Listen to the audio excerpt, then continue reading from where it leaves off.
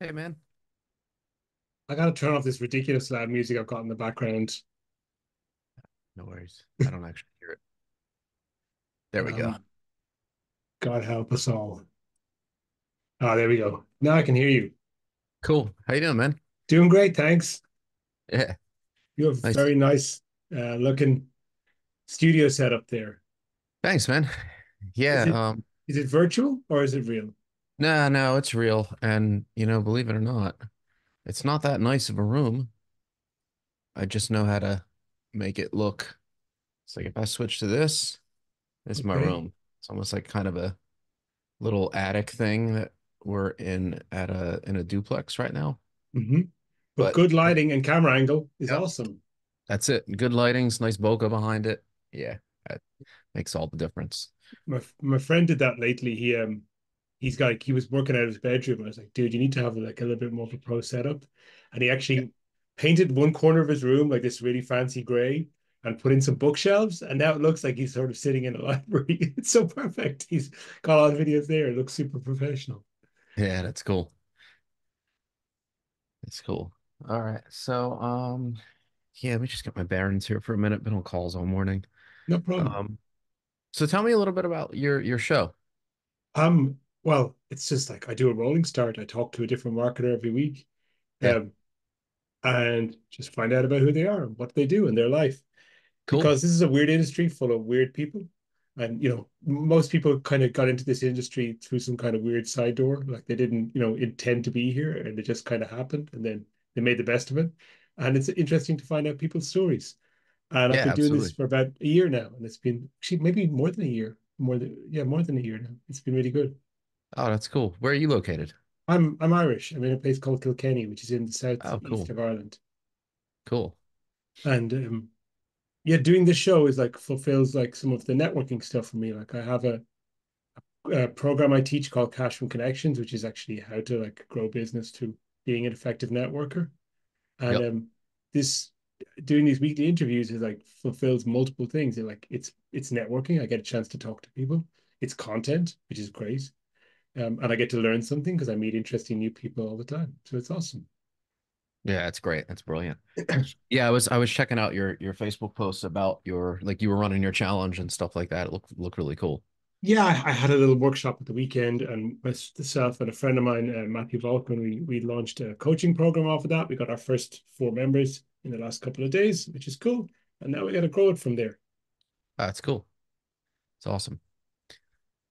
All right, so I guess we should let me know once we're gonna like get started. I'll Oh, we've already started. I do a rolling start every week.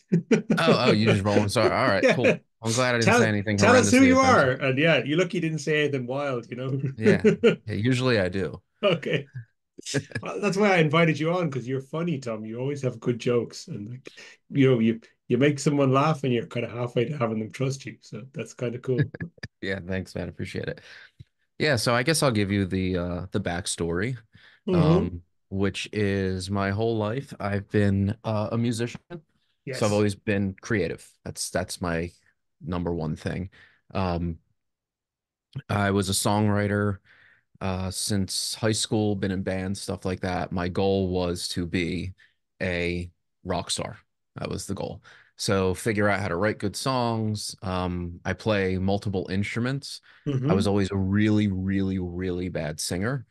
But eventually I got sick of singers so much that I learned how to sing, which was like probably my hardest thing I think I've ever had to do was to take like a really bad voice and learn how to sing. It was hard.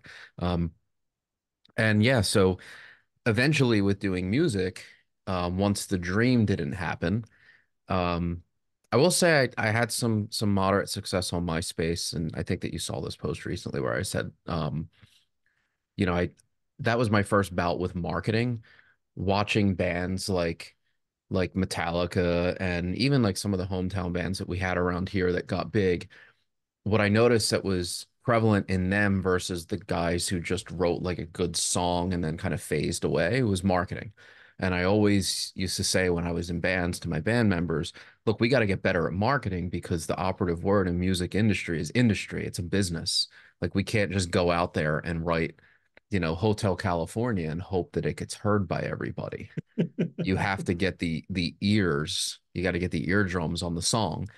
Um, and I think that one of the Cardinals mistakes that most people make, probably both in music and in marketing, we can probably tie this to this too, is the fact that most people give up on their good song because they're bored of it Yeah.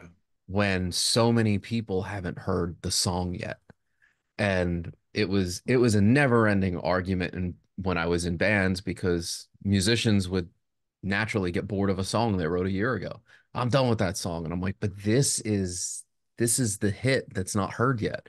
We've only played it for maybe a couple hundred people. So um in 2008, I got hyper obsessed with marketing on MySpace. And there were no paid ads yet. They had no PPC, anything tied to that. So it had to be all organic. Um, so what we did was we had conversations every day. My goal was 600. I want 600 replies to comments on our page. We had hired a guy to go out and essentially take a city and send out 600 friend requests every day. And then his job was to initiate the conversation with like, "Hey, how are you?" Something like that. Um, Kind of An similar to appointment cold. setter. Yeah, and appointments. Yes, digital appointment setter, for sure. So they would do that. And back then it wasn't all in DMs, it was like public. We had like our walls that we wrote on and stuff. Yeah. So when they would reply, my job was to go in there and continue the conversation. So it's like, hey, this week the question is going to be like, how's the weather where you're at? Or did you do anything fun this weekend? And my rule was I wouldn't ask them to listen to my music until I had a conversation with them 3 times because I number one, it's selfish. It kind of makes you a selfish dick if you just immediately go for the pitch and the kill all the time. Marketers have not learned this lesson.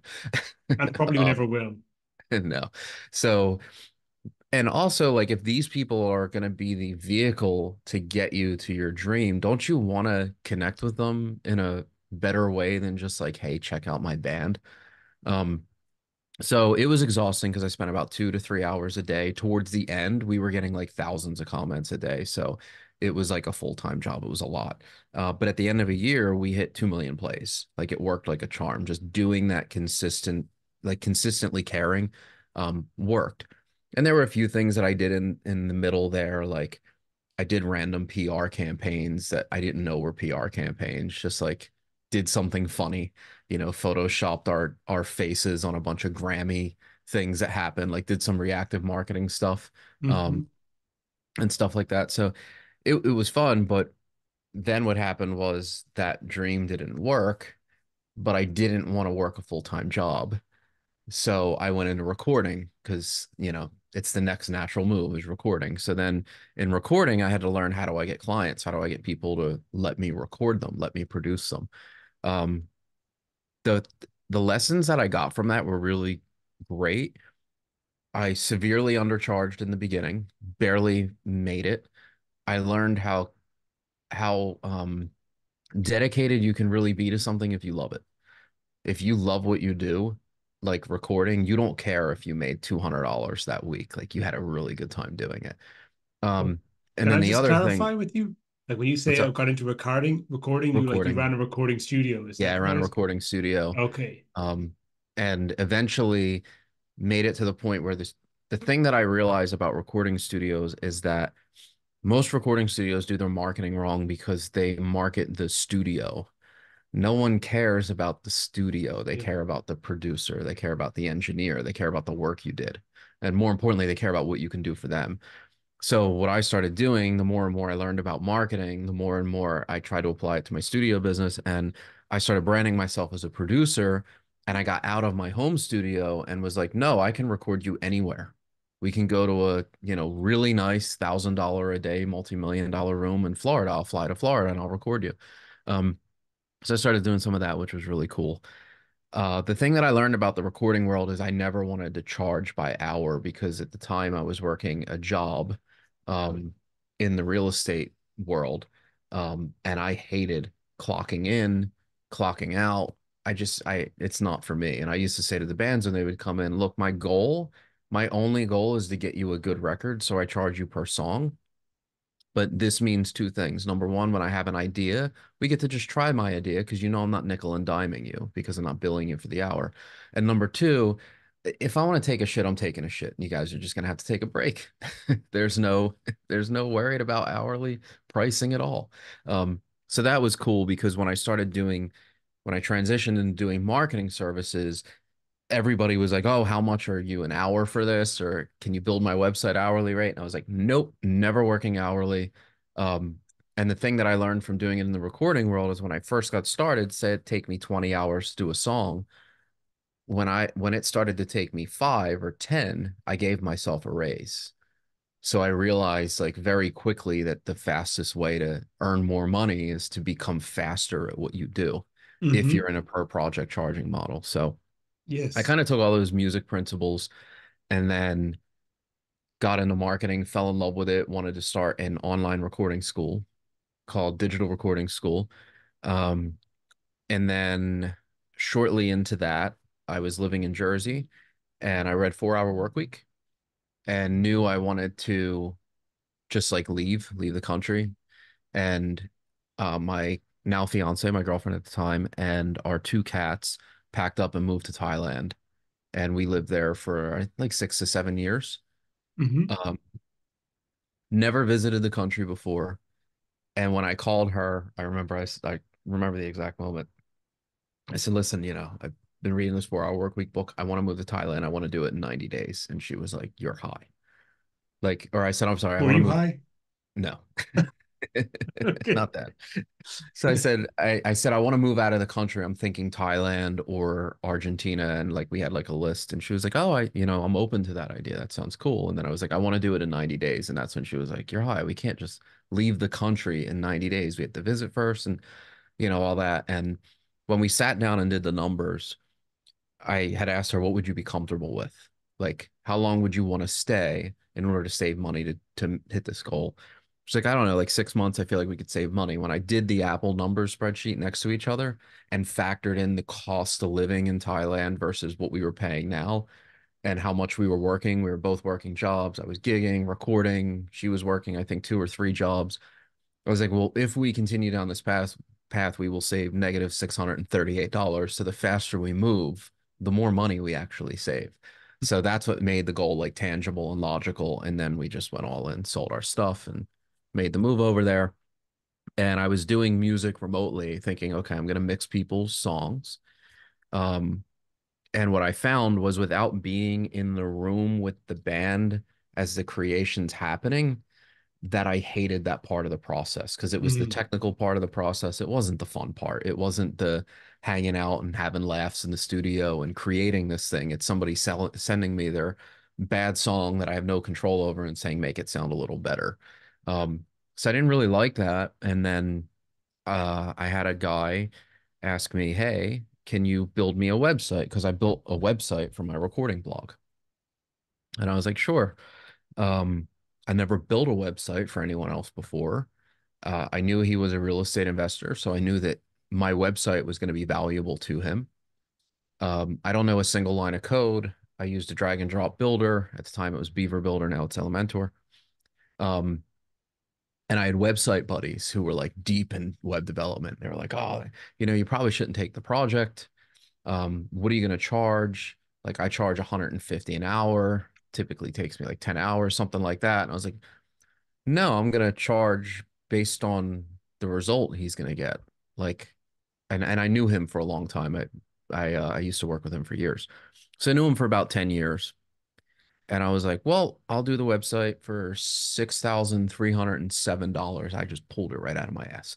Um, he was like, great, sounds good.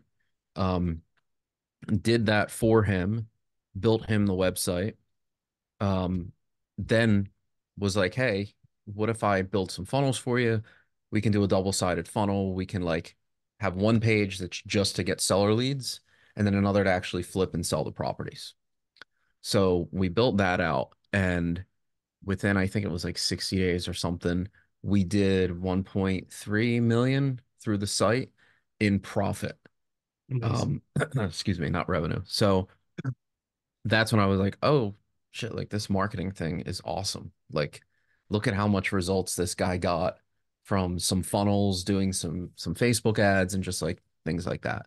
Um, so what we ended up doing was I was like, I think this is better than mixing someone's song for $300. Like the website took me 10 hours. I made more money. And when you look at the results, like the whole customer journey was just so easy. Like I've never had that experience before. So that's when we were living in Bangkok for about 5 months. We moved up to Chiang Mai and I was 29 at the time. And we were still struggling. Like we got that website, it kind of kept us afloat. We got a couple of like really small, a couple $100 a month clients and stuff like that. In a place like Chiang Mai, it's sustainable. You can live off a couple $100. Um, but I wanted to learn more. I wanted to build more. So the next thing we started doing was uh social media, learn social media management. Did that for some clients for like grand a month. Then started doing the next on the line was I wanted to do SEO. Because I built a website for a guy off Craigslist that I met who just started his business, ironically from New Jersey too. So we worked together for years. Actually, quick little marketing tidbit. This will be kind of cool for you. Is he was a $400 a month SEO client because I went to him and said, "Hey, I don't know anything about SEO yet, and I want to learn. $400 a month. What do you say?" Okay, cool. Uh, I'm doing his campaign for about 8, 9 months. I could see that he's getting more traffic and I could see that he's getting more calls to his Google My Business page, but I'm not seeing like any revenue from it because we're not tracking it. Um, my buddy tells me about Go High Level. I sign up for Go High Level and I go all in. That's like the next thing I'm going to learn. Um, when I realized that we can create digital phone numbers and attach it to his Google My Business profile, I was like, okay, I'm going to start tracking his calls. The same week he kind of calls me and he's like ready to cancel. Like, dude, it's not working. Like, I know you tell me I'm getting more calls, but some of them are asking for direction, some of them are this. I just don't know if this is actually working. So I said, I could tell that you're going to cancel, and that's totally cool. So I'm going to make you an offer, but I'm going to do it in my like in a Jersey fashion, like we would communicate. And he was like, sure, what is it? I said, I'm going to do your marketing for free for the next 3 months. I'm going to just do your SEO campaign and I'm going to install this phone number in place. And he was like, dude, that sounds awesome. I was like, great, but here's the part where I hit you with the hammer. I'm doubling your price if it works. And he was like, hey man, how can I possibly like, Can't lose, right? yeah, I can't lose with that. If it doesn't work, I'm obviously not going to keep you if it does. It ended up working, and I think I tripled his price because of how much we proved that it worked. And then the following year, he became a 23,000 something dollar client for the year paid up front. Nice. So it's like we went from blindly being a $400 service to doing that. So then the next thing was Facebook ads, website designs, funnels. So pretty much I've been like kind of a one man agency, so to speak. Just every year I kind of get a new skill and then I go sell that skill. And when I first got to Thailand, I read Expert Secrets and I'm like, okay, I'm going to be a marketer. I'm going to sell coaching. I'm going to sell courses, realistically, more courses then. But then I realized like I was broke, so I'm not gonna do that. I'm gonna figure out how to make money instead of teaching people how to make money. Excuse me. So after that, I started doing the agency services. And now that I've been doing the agency services for long enough, this is the year that I've been like transitioning into teaching other people and helping them. Like I'm really very, very ready for that. Um, because it's just been such a cool journey. So yeah, that's pretty much my life story. That's awesome. It's so funny the way repeatedly people do the same thing. Like what stuck out was like when you're doing the web design, all your web dev buddies like, oh, just charge 150 bucks an hour, and they're thinking they're smart, right? Yeah. And it's like that's like the worst outcome for everybody. It means you get underpaid, and it means like that the crappier you are at your work, the more the customer is expected to pay for it. Yeah, and also, like what really got my buddy because he was genius, like coding genius. I mean, just brilliant at that world. And he sent me his website he built, and it looked like shit, but it loaded in, a half a second or like, a tenth of a second. Like he broke records. He's in like the top 2% of all website speeds or something. I was like, dude, but it looks like shit. Like I would never buy anything from the site. And the point that I made to him was I said, all right, go on a website and right click view source code. Do you see all that code? Never in the history of the internet has anyone ever clicked view source code on a website and went, oh, wow, I'm going to buy this. Like, they do not care. Like, we need to be good at copy and design. We need to be better at copy and design than we need to be at development. Like, I'm not saying like development's not obviously a valuable skill, but for most small businesses, 95% of small businesses, they do not need anything complex. They just need customers. They don't need an app or, some super bloated website with all these features. They just need it to look nice, convey what they do, and then make money. So, Yeah, I mean, I think a lot of them don't even need copy. They just need to have a website that lets a potential customer find the relevant information without having to make much effort to look for it. yeah. Like, it's really like, can somebody who's doom scrolling on the toilet figure out, how much it costs to whatever, have their lawn mowed? Yes. Okay. Yeah. Perfect. It's a good website. It's funny that you say that because so lately, oh, I guess I did skip a chunk of the story, which is when we moved back to New Jersey, briefly, because when COVID shut down in Thailand, we didn't see anybody for 3 years. Um, so like we wanted to spend some time with the family, and at the same time, I won the Two Comma Club award, and I didn't get to collect it because I won it during COVID. So I really wanted to go meet Russell, shake his hand, that whole thing. So um, we came back here. We were at FHL, and um, Christine Morel spoke about like doing funny ads at FHL that year. And she hosted a challenge shortly after my wheels started spinning because I was seeing like her funny ads. And I was like, oh man, I got all these ideas for like funny pieces of content. And that's like the one part of your personality like you kind of don't bring into your copy, into your ad space. Like that's the stuff for the bar with your buddies. Like it's Mhm. not for marketing. So, you think. Um, and then I went through her challenge, and at the end, she got on the phone with me and she was like, "You're really good at this. Like, you should sell funny ads. I make a lot of money selling funny ads. Like, just do it. You should do it." So we ended up getting a bunch of customers for that. We did some funny ads. And then from there, we started doing reels for people because content seemed to be like that. Everyone who wanted ads wanted reels. So I've been doing reels for people traveling out. In fact, I just got back from San Diego. I was with Doug Boughton for a week and we did like 90 reels for him in a couple days. We like wrote it, we script it, we film it, we edit it, like the whole thing. So the content's been the big thing, but also humor in the content. And that's something that I feel like a lot of people are getting wrong with content too, especially reels, is everybody's trying to go viral. And it's just like, I don't know if you've been on the internet, like a lot of the viral content's really friggin' stupid. Mm. It's fake pranks, it's dances, it's like just all this stuff that when I watch, I just go, who's falling for this? And more importantly, like, what are they gaining from that? Like, unless your only monetization path are eyeballs, that's not the path that most business owners should be doing. Like most people have an offer that they're trying to sell or a community that they're trying to build. So they're trying to figure out as a realtor how to go viral. And it's just like, dude, no one's gonna buy a house from you because, you did a fake prank at it, Because you know. you took a shit on the doorstep of a house you're Yeah, trying to just sell. something like that. Like it's Some just dumb stuff. just dumb stuff.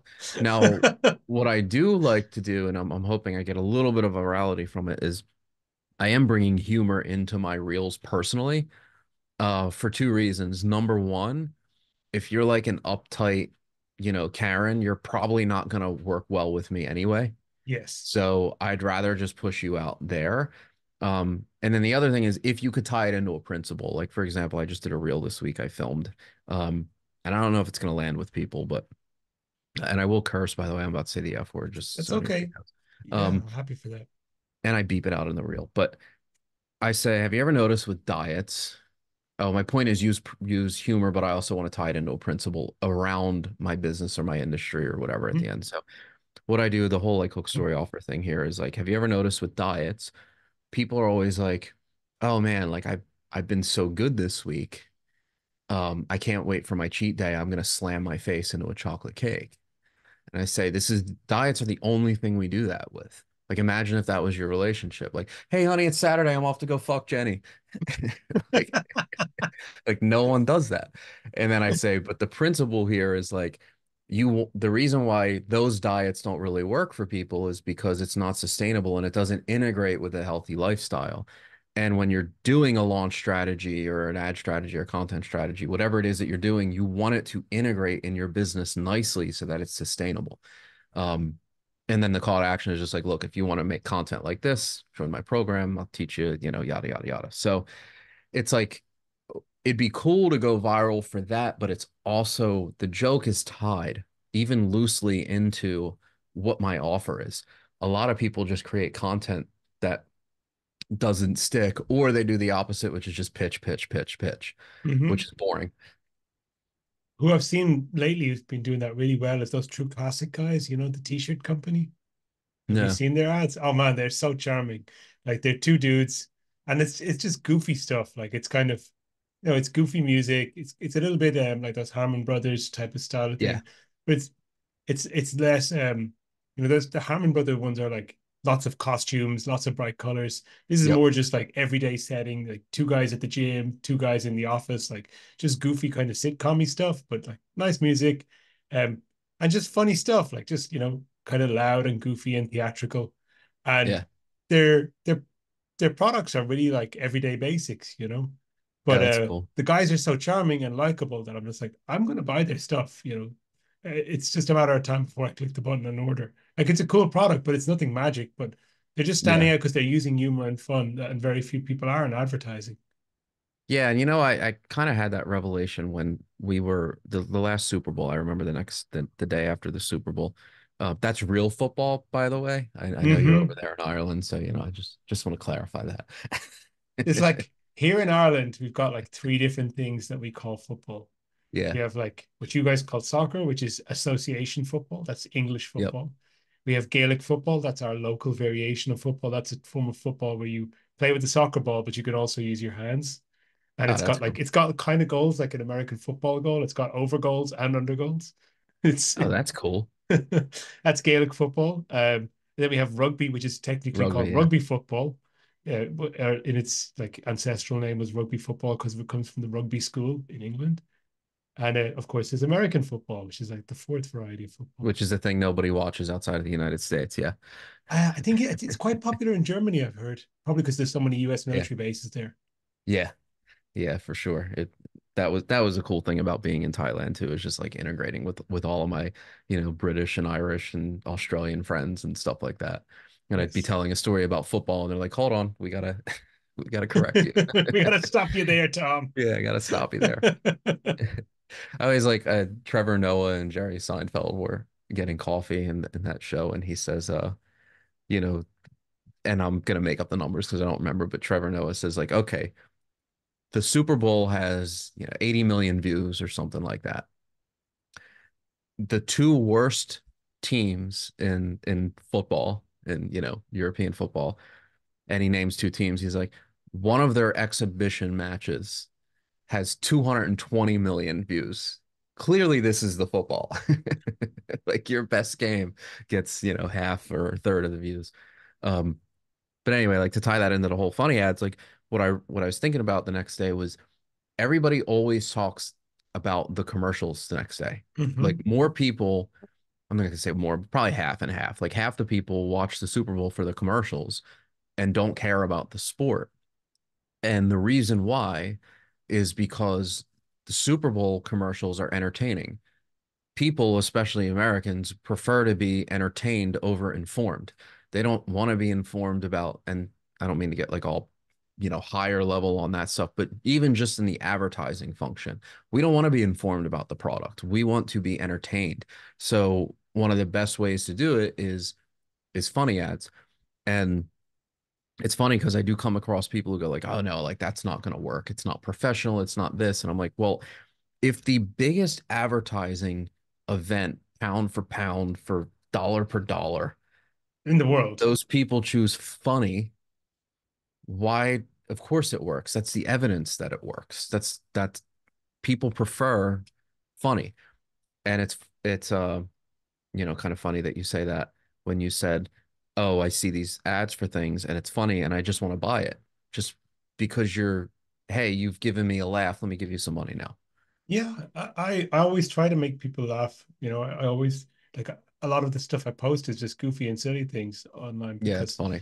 if if you make people laugh, you're halfway to them liking you, and then it's a lot easier to have the conversation. If it the people assume that they're gonna have a nice conversation with you, even if you've just made them laugh one time, and that's it. It just makes things so much smoother. So why not use it in Yeah. everything you do?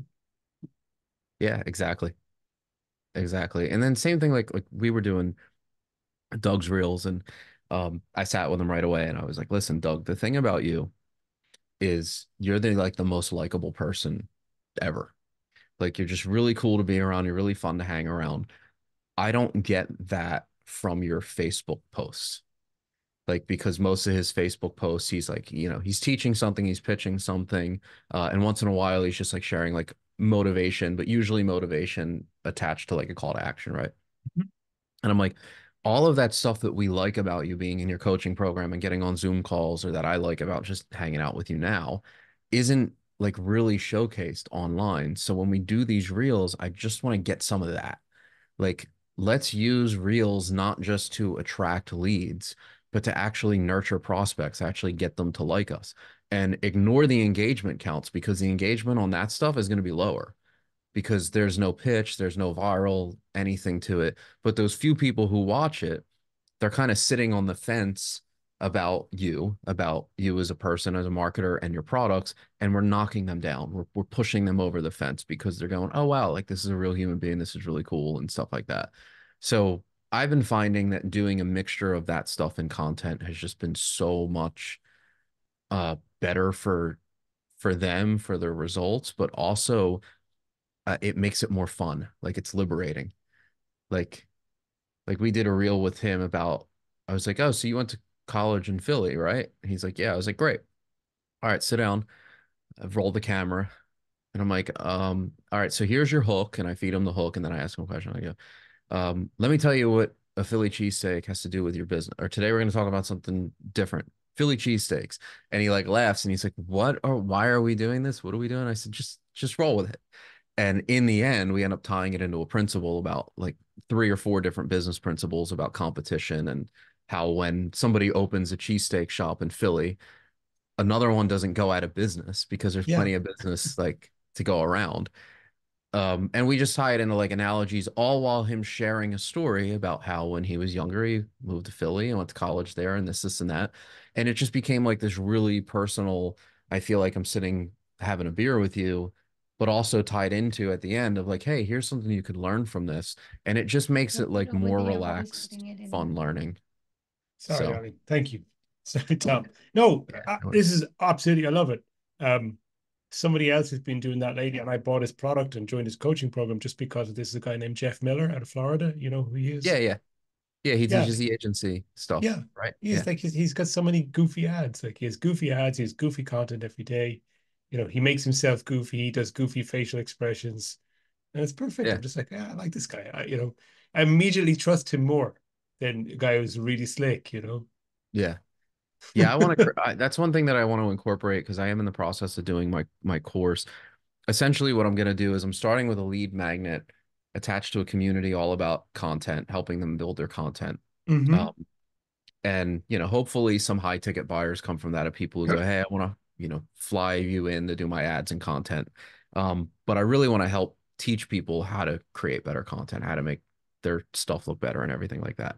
So that's going to be the lead magnet, but the academy that I want to launch, I think I'm going to do like creative marketing mastery academy or something like that. But it's all about using and leveraging creativity in our business because business is so much more fun when we're creative. When we're having fun with it, it's so much more fun that way. And when I start doing my courses, I want to incorporate jokes within the courses because one of the other things that I feel like happens is we join a program, we see a funny ad, we get to the dry funnel, we buy the course, and then the course is just info and it's no longer entertaining.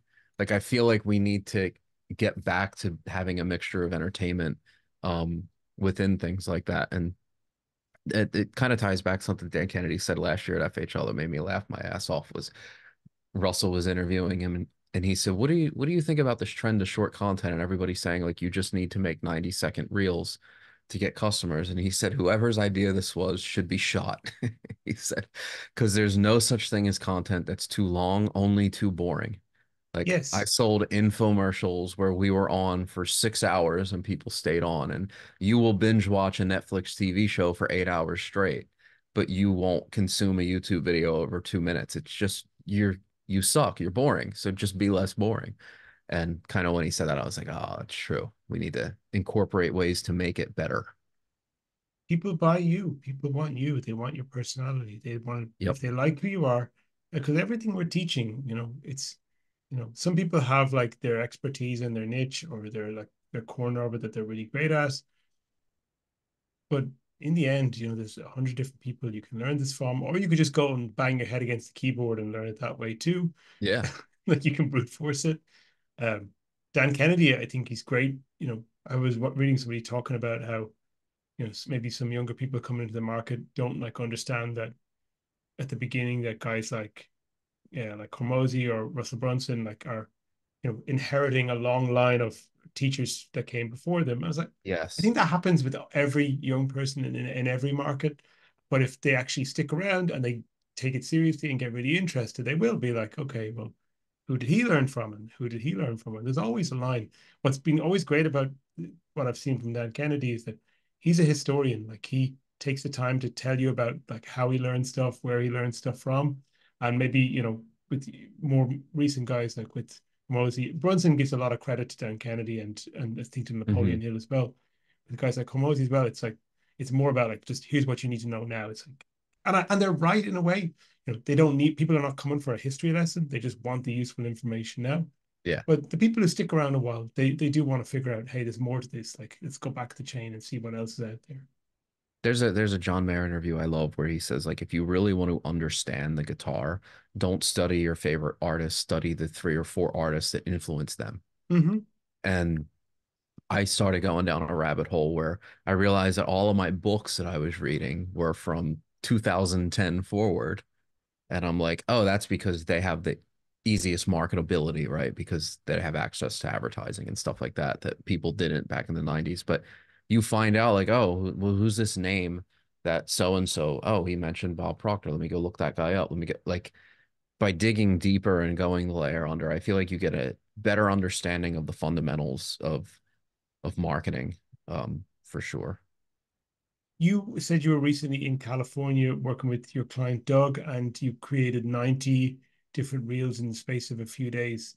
Yeah. When you actually, and to go to travel across the country and to actually him to take time out from his business to do that with you, like that's a substantial expense for you and for him in both money and Hmm. time. How do you actually make sure that you're like organized and set up for a project to have the max chance of that being useful and successful content? So I have an organization system that I use, and it's essentially a Trello board. Um, I want to click up Notion and Trello. Essentially, what it is we dump our ideas. So as we have ideas, we just dump ideas, and everybody's going to be different as content creators. Some people need the teleprompter. Some people need the coaching. And I've been around clients too. Like I got a client, Angela, who's an attorney that we just did all her reels. I think we did like 93 for her in a few days. I was the most useless person on set. I usually go into ad shoots and reels and hey, look, this will be a really good hook. This will be a really good principle. Here's a good analogy to throw in here. She wanted nothing from me. She knew exactly what she wanted to say, what she wanted to talk about, Is and that I the was just lady there with to the red feedback. hair? No, I actually haven't released any of her stuff yet. Oh, okay. I But was thinking yeah, there's a lady who's a lawyer with the red hair and she's like a real big personality. I was thinking maybe that's her you're talking about. yeah. Yeah, so some people don't need the coaching. Others do. Most do, I should say. Um, so what ends up happening is and then some people are just like typically in the middle. So what I do is I have a system where I figure out the ideas and then we figure out which ones are worth scripting out or bullet pointing depending on the client. Sometimes we write out full things. Um, but it's mainly hook story offer or hook info offer. Like sometimes it's just 3 points. Excuse me. The other thing is we will take stories that I know will be a 3 minute reel, and everybody says go 90 seconds, but it's like, no, like we're gonna push it. Some people, what I'm seeing is some people are sticking around for longer content if it's good, if it's a good story, something like that, makes them feel more connected. So we try to get a balance of that. So we write out the ideas, and then the next phase is we'll try to script them. If we need to script them, we'll script them out for them, and then shooting. So we just go in and we organize like what are they wearing for the shoot, like um, just all that different stuff, figuring out call to actions. A lot of times we'll use Go High Level or ManyChat to do like comment the word X to trigger that funnel. So we've tried to figure out like what are their offers. In the ideation part, it's also about figuring out your content pillars. So like figuring out what is your offer, what are myths that we can, take down around it. Do you just have some helpful tips? Like I did a helpful thing recently that's not related to my business at all. Um, and it was I talked about how I have a media badge for a Hmm. lanyard. I just got this printed and I put the FAA regulations on it that anybody with media credentials essentially doesn't have like size and weight limits. It's $50 a case. And with that, I'll show you.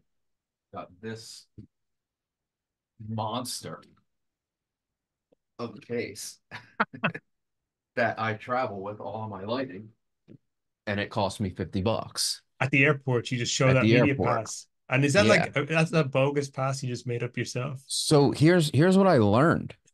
The only thing that you need to have media credentials is a badge. There's no such thing as media credentials. Like I have an LLC. I am a media company. I'm out filming people and things like that.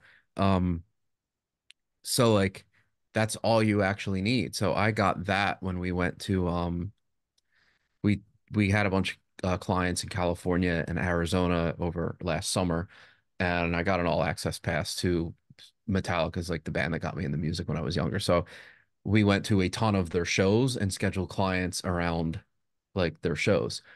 But I got the media badge so that I can just like, hey, $50, throw this giant case on there and it's fine.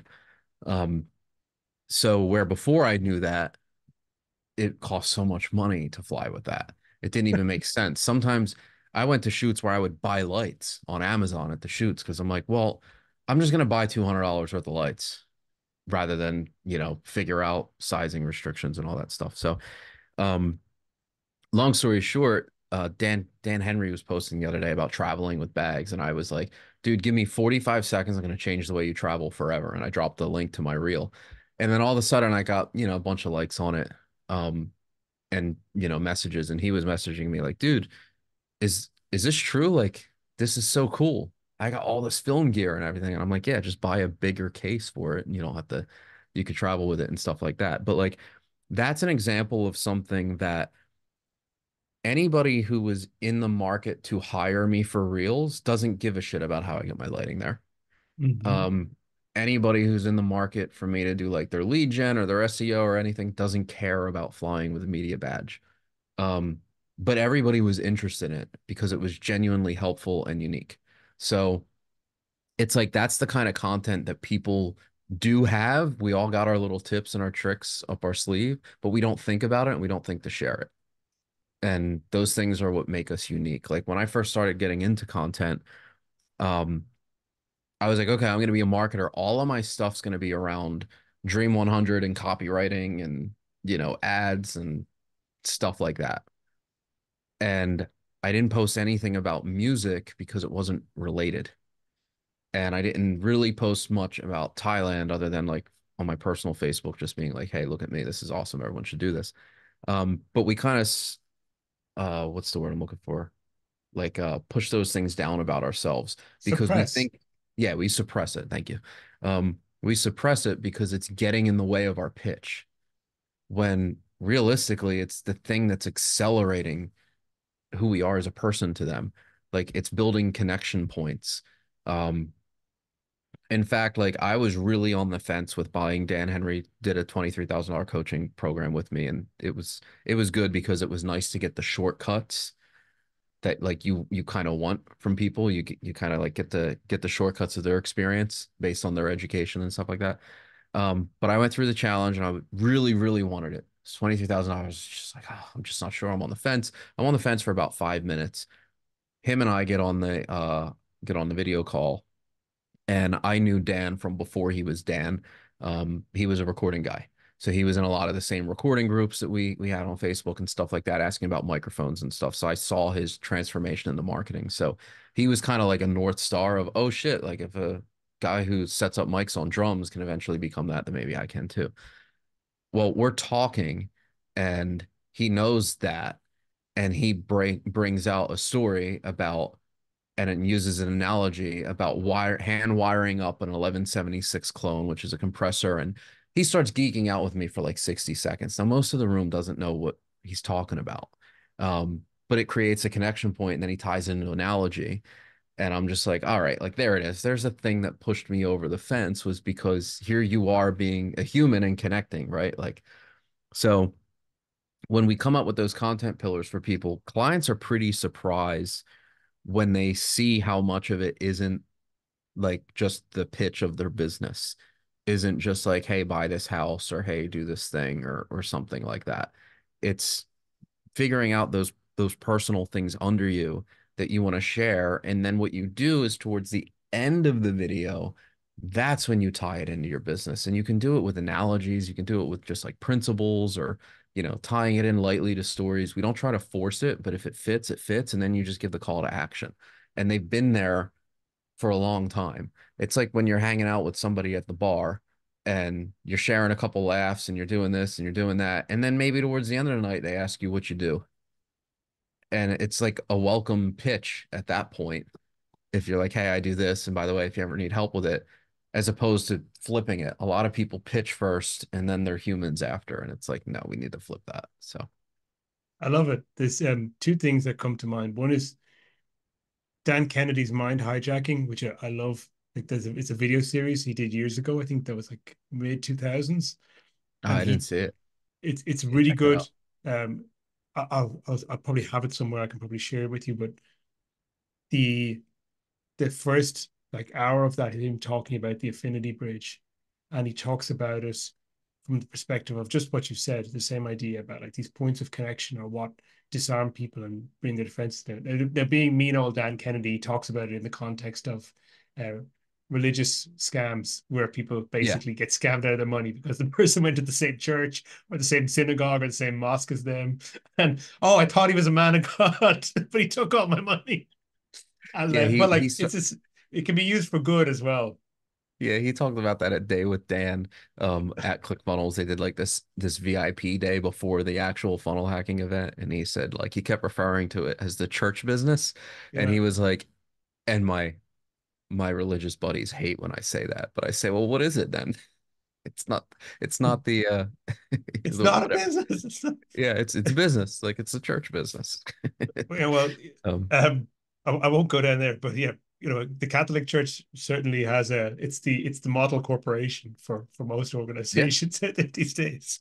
yep, Um, But the other part about it is like it can go too far. I don't know if you saw that meme that's been going around the past couple of weeks of the guy proposing on the beach to his girlfriend. He's down on one knee. And it's like, what proposing to my fiance taught me about B2B sales. And it was a LinkedIn post. And it's like the guy has got blamed and clowned so hard for it. But I mean, he's gotten a shit ton of engagement. So it's yeah, cool. Maybe it'll work out for him in the end. But it's just like, that's just like trying way too hard to create that connection. yeah, yeah. That's funny.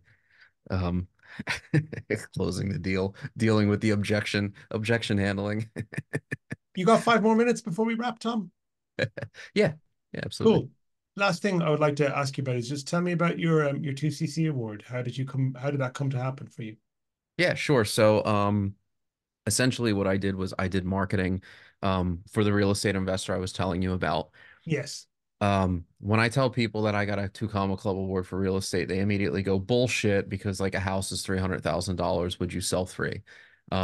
That's not the way the award works. There's credentials you have to do. I think it was at least 45 or 50. I forget the exact number, but we had to have enough of them. And it had to be profit. So like you couldn't buy a $300,000 house and flip it for 301. Like it had to be the actual profit. So what we did was we built the double-sided funnel for him. We ran some Facebook ads and we did some Facebook Marketplace posts. Um, and we essentially attracted sellers and flipped houses. And the real number was probably closer to like 12 to 15 million. Um, but I was also like, I'm not applying for the 2CCX because the implication on that is so much greater to me than this. Like this tells you I'm a good marketer and I know how to create $1 million worth of value in the marketplace. It doesn't mean that I have $1 million. I've been doing like six figures a year for the last probably 3, 4 years. Um, which was a huge jump from the 20,000 I made my first year in Thailand. Um, but yeah, so it was on the real estate journey. But the cool thing about that was that it came off the back of doing this $6,000 to $6,307 website that I did for him. So he was very happy because he got the result. Um, I built it all on ClickFunnels and I was telling him what I was doing and let me, build this marketing machine for you. And my goal of this is to throw fire on your business and prove to you that I know what I'm doing. Um, the cool part about that is that after that happened, I went home to Jersey for a visit. I spoke at an event about wholesale real estate. Um, which, if you don't know, is essentially like you're like middleman between a buyer and a seller. Like you offer somebody a contract on their house, but then you go find them a buyer for it and you Yes. collect the finder's fee. Um, yeah. So anyway, I was speaking at the event and I was like, as a marketer, I could probably clean up in this business, but I don't want to do any of that. I don't want to look at houses. I don't want to talk to sellers. I don't want to get on the call. And I certainly don't want to manage any kind of construction teams or anything if you were going to get the real high end back end of the flips. So what ended up happening was I was back in Chiang Mai the one morning and I woke up and I'm looking out at the mountains from our condo and I was like, man, I wish that I could do wholesale. Like, I wonder if I just move back to Jersey for a year, if maybe I could stack like a 500,000 and then come back. And I start thinking about it and I'm like, wait a second, I want to market wholesale. I don't want to do the ops. I need to call Phil. So I call Phil and I go, yo, I got an idea for you, and you can tell me to to fuck off if you want. Like, I'm gonna give you a pitch, okay? And he was like, all right. I said, what do you say we start a wholesale company together, aside from your other one, and I do all of the marketing for it, you do all of the operations for it. I leave you the hell alone as long as you leave me the hell alone, and we just split it 50-50. And he was like, I was literally thinking, I had this idea a week ago. I was going to call you and say, like, why don't we partner on it? Because I know that digital marketing could be a really big component that most of these guys are sleeping on because a lot of them don't do ads, they don't do posts, they might do some emails, but most of them do like door knocking and flyers and cold calling and stuff like old school business stuff. And he's like, and I know that you're a whiz. So the happy ending of that story is that we ended up opening a wholesale company together.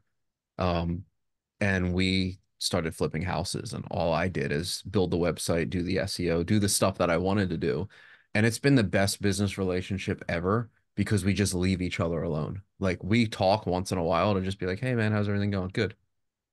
And it's just nothing but profit for us too, because he's he's getting a good deal too because I've had people say, well, couldn't he just go hire a marketer? And it's like, yeah, he could if he wants to pay the marketer what the marketer's worth. Instead, I'm just setting up my systems and using all of my stuff that I'm already doing for my clients and just applying it like we're one of our clients. So the upside is just tremendous because our actual expenses in the business are so low. So, You talked, and I know I told you that was going to be my last question, but I want to ask one more. You talked a go lot ahead. tonight about content and ads, and most hmm people are focused on one or the other. It sounds like you believe in the power of doing both together. So I love ads because after I did Dan Henry's coaching program, I went to him and I said, listen, Dan, I really want to teach people marketing because that's what I'm passionate about. I love the transformation. I love talking about this stuff. But my other ad is I have some success in real estate, so I believe that I've got clout there and I can go sell marketing to realtors, but I hate them and I don't want to work with them. They're awful people. And he goes, dude, what's your real estate ad? And I said, eventually I would just like build them like their mini Zillow, like build them their own lead gen machine. And, you know, him and I like worked out the pitch framework for it. And he was like, dude, that would work like a charm. You could teach people marketing, but it's super saturated. Do the real estate offer, you'll make a lot of money. And the way that he posed it to me, and I'm sorry, Dan, for sharing this because it's maybe not the best. It's quite crude. Um, he says, dude, would you mow my lawn for $10? And I was like, would you fuck off? No. And he's like, would you mow my lawn for 100? And I was like, no, I hate mowing lawns. He's like, would you mow my lawn for 1,000? I was like, you might think I'm crazy, but I really, really don't like landscaping. So I'm still gonna say no. He's like, would you do it for 10,000? I was like, how big's the lawn? Like, like what else I do you got you need? now. Yeah. We're gonna need some more information. He's like, all right, would you mow my lawn for $100,000? And I was like, yeah. And he's like, and you you fucking smile and suck my dick while you did it. And I'm like, yeah, okay, you're right. He's like, so the principle isn't like just getting paid, it's getting paid enough. You'll or not loving what you need to do. You just need to get paid enough and you will find a way to like it. And it's good advice for a beginner, but I did get burnt out for the realtors. But I ended up taking a $30,000 market to real estate. I ran ads. My market wasn't realtors, like my audience. So if I said I'm going to go take a $30,000 offer and bring it to realtors tomorrow, all of my content is about music or travel or marketing. Doesn't fit those Most of my people. followers are musicians or marketers. They're not realtors. Because again, I'm not friends with awful people. No. um, but so most of my friends aren't realtors. Um, and not to throw 95% of realtors are awful. I know some good ones, but um, if I went and did that offer organically, the amount of work and time that I would need to do to completely reframe and reshape who I am as a person online would take me forever to get and build enough trust and credibility. When instead, what I did was I did a VSL to a book call. I essentially said, I did a little funny ad. I did a little joke in the beginning where I said, hiring Zillow to um, or buying leads from Zillow is kind of like hiring your ex-girlfriend to manage your Tinder profile. It's just a really stupid idea. And it's just a little hook gets them in, and then they listen. And then I say, look, if you're a realtor, Zillow is a marketing company, Wolf in Sheep's Clothing, yada yada yada. I pushed them to a 10-minute VSL that I did in, I want to say it was probably like one take. Um, Slap that together with an application to book a call. Spent 3 to 6 grand. I have the exact number somewhere, but spent 3 to 6 grand to book however many phone calls. It was between excuse me, it was between Thanksgiving and Christmas when nobody spends money unless you're in retail. And I sold a few. I sold like three or four, did some down sells, and I did 75K, something like that, in the 3 or 4 weeks of running ads. So to me, ads are better because you're just paying attention. You're paying for attention. You're paying to jump to the front of the line of their attention. Hmm. So when everybody's like, no, you need to do this as like organic stuff when you're a beginner, I'm usually like, yeah, if your offer sucks and you don't know how to run ads, then yeah, you need to start with organic. And I know Facebook ads are getting more and more expensive, but if you're going to sell a ridiculously expensive offer, it doesn't matter. Like just cut to the front of the line that way.